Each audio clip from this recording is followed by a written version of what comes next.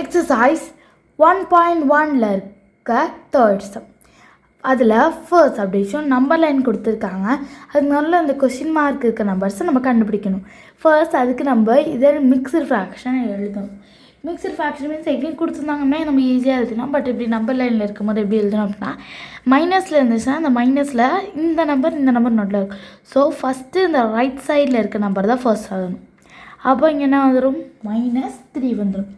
இதுக்கப்புறம் அடுத்து என்ன பண்ணணும் அப்படின்னா, ஏன் நம்மளுக்கு எத்தனாவது இடத்துல கொஷின் மார்க் கொடுத்துருக்காங்கன்னு பார்க்கணும். இப்போது இது 1, இது 2. அப்போ நம்மளுக்கு 2ல் தான் நம்மளுக்கு கொடுத்துருக்காங்க. அப்போ -3 2 அடுத்து என்ன பண்ணோம் அப்படின்னா இந்த டோட்டல் பார்ட்ஸ். இப்போ இது 1, இது 2, இது 3. அப்போ -3 2/3. இப்போ மிக்சர் ஃப்ராக்ஷனாக இருந்தால் நம்ம இதை அப்படியே கூட எழுதிக்கலாம். அப்போ இங்கே இருக்கிறது -3 2/3. இதை இன்னொன்று ஈக்குவலாக பண்ணணும்னா 3 3s are 9. அப்போ -9 + 2 டிவைடட் பை இங்கே 3 வந்துடும். அப்போது 9 + 2 11. அப்போ 11/3. அதுக்கப்புறம் கூட நீங்கள் இதை மைனஸ் போட்டுக்கலாம். அப்போ -2/3 = 11/3. இப்போது அதே நம்பர் இப்போ நம்மளுக்கு வந்து ப்ளஸில் இருக்குது அப்படின்னா, இப்போது என்ன சொல்கிறது, இப்போ 1 2 அப்படி இருக்குது. இப்போ இதுக்கு நடுவில் இருந்துச்சுன்னா நம்ம ஃபர்ஸ்ட் இங்கே இதுக்கு அதாவது ஸ்மாலாக இருக்கிற நம்பர் எழுதணும்.